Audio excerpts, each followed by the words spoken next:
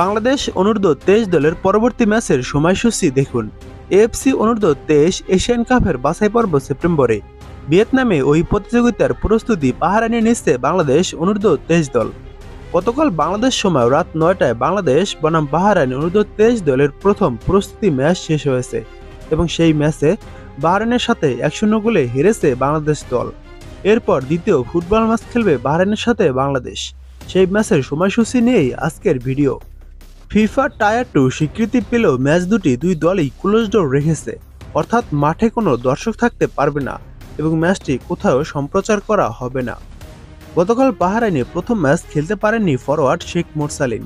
আবাহনীর হয়ে AFC challenge লিগের ম্যাচে সে ব্যথা পেয়েছিল, যার কারণে শেখ মোরসালিন গতকালকের ম্যাচটি মিস করেছেন এবং দ্বিতীয় ম্যাচটি খেলতে পারবেন শেখ মোরসালিন। এবার দেখুন বাংলাদেশ অনূর্ধ্ব-23 দল বনাম বাহরাইন অনূর্ধ্ব-23 দলের দ্বিতীয় ফুটবল ম্যাচটির সময়সূচি।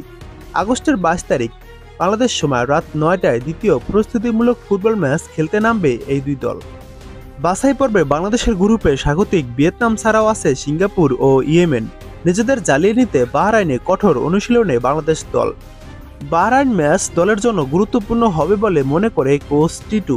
বাহরাইন ভিয়েতনামের মতোই শক্তিশালী দল, তাদের বিপক্ষে দুটি ম্যাচ খেলা আমাদের প্রস্তুতির জন্য ভালো সহায়ক হবে, যার প্রথমটি গতকাল 1-0 গোলে হেরেছে বাংলাদেশ দল।